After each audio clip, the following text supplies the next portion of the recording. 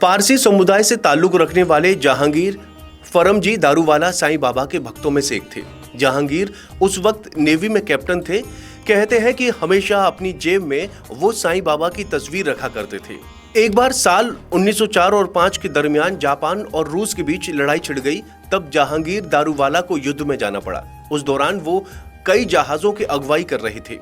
लड़ाई के दौरान दुश्मनों ने दारूवाला के सारे जहाज डुबो दिए। सिर्फ 3 जहाज बचे, जिनमें से एक पर वो खुद सवार थे। दारूवाला और उनके साथियों की मौत सामने नजर आ रही थी और कुछ सूझ नहीं रहा था। उन्हें लग रहा था कि अब बचे जहाज भी डूब जाएंगे। दारूवाला ने अपनी पॉकेट से शिरडी साईं बाबा की तस्वीर निकाली और उन्हें याद करने लगे।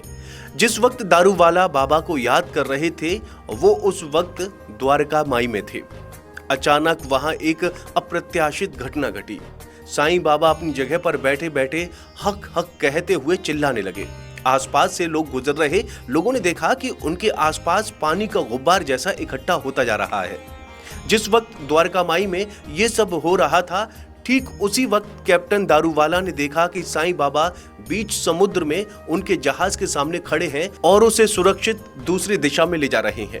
ये बात चर्चित लेखक डॉक्टर चंद्रभानु सतपथी ने किताब Shirdi Sai Baba N inspiring life में लिखा है। इतना ही नहीं, सतपथी ने ऐसे बहुत से चमत्कारिक किस्से अपनी इस किताब में लिखे हैं।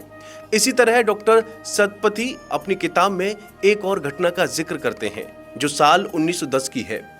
एक दिन बाबा अपनी कुटिया में धुनी के करीब बैठे थे। उसमें लकड़ियां डाल रहे थे। उनके आसपास तमाम लोग बैठे थे। अचानक लोगों ने देखा कि साईं बाबा ने धुनी में लकड़ी की जगह अपना हाथ डाल दिया और उनका हाथ बुरी तरह से जल गया। जब लोगों ने उनसे पूछा कि आखिर ऐसा क्यों किया, तब साईं बाबा ने कहा कि उनकी कुटिया से कुछ दूर एक लोहार रहता है और उसका बच्चा ठीक उसी वक्त गलती से आग की भट्टी में गिर पड़ा और बाबा को याद आ रहा था उस बच्चे को भट्टी से निकालने के लिए ही उन्होंने अपना हाथ धुनी में डाला था। शिरडी साईं बाबा के चमत्कार से जुड़ा एक और किस्सा इस किताब में है। ये जीएस खापाड़े के बेटे से जुड़ा है जो शिरडी में ही रहा करती थी। सतपथी लिखती हैं कि खपाड़े के बेटे की तबीयत अचानक बिगड़ गई। उसे बुबोकिन प्लेग हो गया। खपाड़े इतना डर गईं कि शिरडी छोड़कर अपने घर अमरावती जाने की सोचने लगी। उन्होंने साईं बाबा को अपने बेटे की बीमारी के बारे में बताया और परंपरा के मुताबिक उनसे शिरडी छोड़ने की अनुमति मांगी।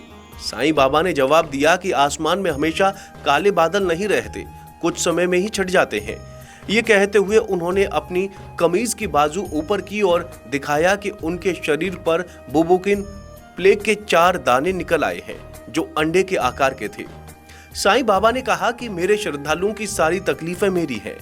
सतपथी लिखते हैं कि उस दिन से पहले तक साईं बाबा के शरीर में बुबोकिन प्लेग का कोई नामो निशान तक नहीं था। तो दोस्तों, ये थे साईं बाबा के चमत्कारिक जो कहानियां हैं वो। उम्मीद है जानकारी पसंद आई होगी। वीडियो कैसी लगी आपको जरूर बताएं।